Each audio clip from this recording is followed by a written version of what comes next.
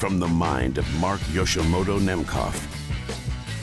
All right, heads up inbound microphone news. The new Sphere mics are out, the Sphere DLX and LX. Now, the LX is the new affordable model, so let's take a look at a couple of things that differentiate these two.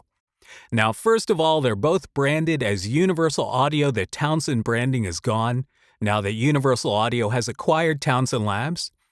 And Chris Townsend of Townsend Labs, the founder, he works for Universal Audio, so it's not like they kicked the guy out and they're doing their own thing with it. So what they've done here is they've created, now the Sphere DLX appears to be the exact same thing as the previous Sphere, the Sphere that we all know and love. But there's a couple of things I want to show you. I think the really interesting thing here is this Sphere LX, the more affordable model.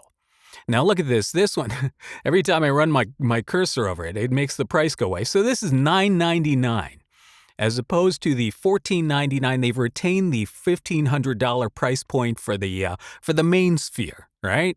But when you go to here, this is like it's not really a half a sphere. It's like it's like 2/3 of a sphere. Is that like a demi-sphere? But I don't know. So the Sphere LX is $999, and you can see there is a physical difference between the two. It looks a little bit smaller.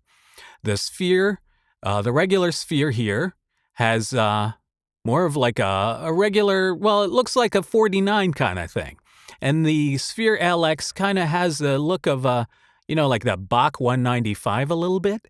You can see it has a bottom bell here, whereas this is more of a one-piece, the body here. But there's more going on than just that.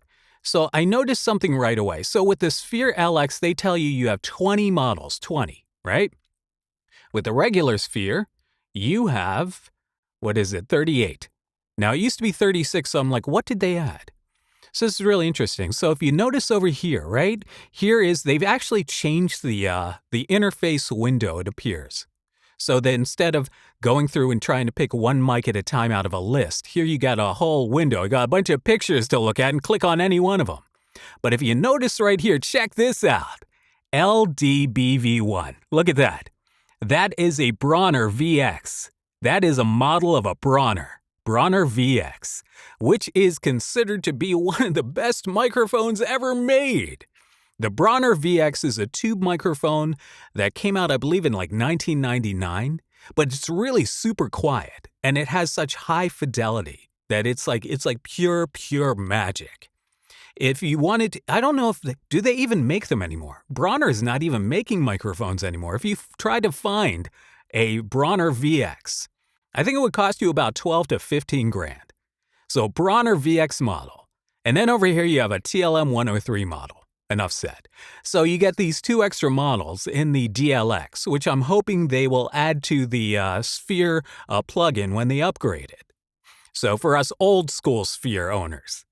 So check that out. So this is this is everything with the old Sphere, but adding the Brauner and the TLM 103. And over here with the LX, right? This is the pared down selection you get over here. You get the essentials, which is pretty cool, right? I mean, look, and you get the 103. So they add the 103 here, but you don't get the Brauner. You only get 2 414s as opposed to 4 of them. And I don't know. Do you really need 4? And you don't get the Soyuz 017 tube model with the LX. But you do get a 47, a 67, the NOS 67, 87 Vintage, 87 Modern, the 103. You get a C12, a 251, an 800, two 414s. Now, they aren't showing me the screenshots of the other ones, so like what ribbons you get and what dynamics you get. But I'm assuming it's also a pared down selection. If you look at the window here, you go down here, they're identical. So really, the only thing that changes is the selection here. Actually, that's not the only thing that changes. So what I just heard is that the Sphere LX, okay, so the Sphere DLX, right? Like the old school Sphere, you can do stereo recordings. So what you do is you turn this on you turn it, right, 90 degrees, so that the capsule halves point out, like left and right, like your ears, right? And then you can use it as a stereo microphone. The LX cannot be used as a stereo microphone. And I'm like, why is that? And it kind of occurred to me that it's possible. I don't know this for a fact, but it's possible that when you do a stereo, when you're doing it as a stereo mic, right?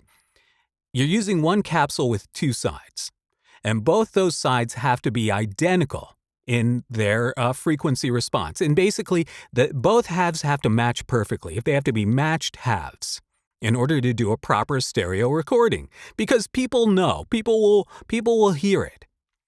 So that's not really a simple thing to accomplish, right? The tolerance of manufacturing doesn't necessarily lend to perfection every single time. I mean, you can get close, but there are always rejections in any manufacturing process, especially when you're trying to get within like 1% tolerance.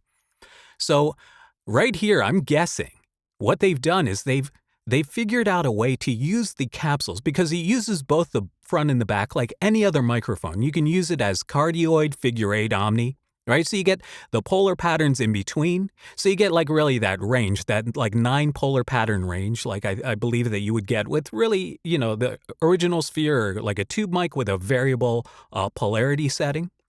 So you can get that, but you don't get the stereo incidence of it. And I believe it's because they figured out a way to use the capsules that don't necessarily match tolerance front and back. So instead of having to reject probably a significant amount of capsules, I don't know what gets rejected, right? 10%, 20%, 50%.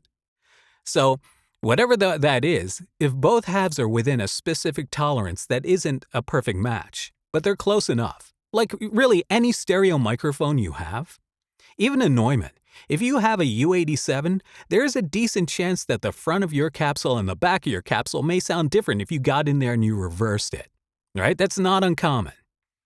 Because Neumann has a significant tolerance of plus or minus 2% on each 2 dB, for all across the spectrum.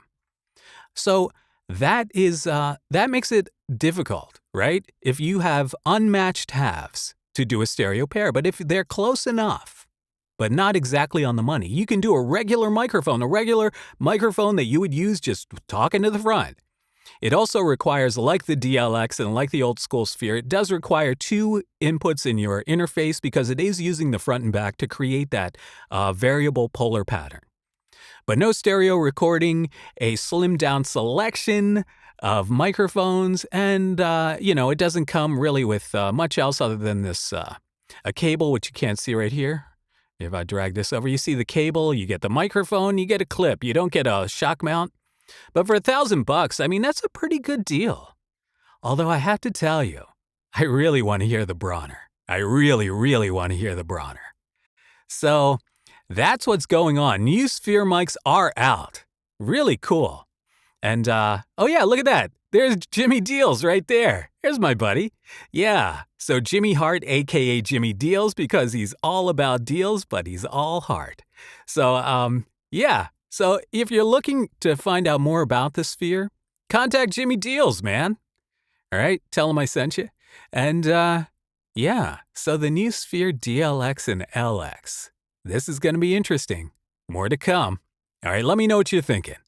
Until next time, this is Mark Yoshimoto Nemkov, fading to black.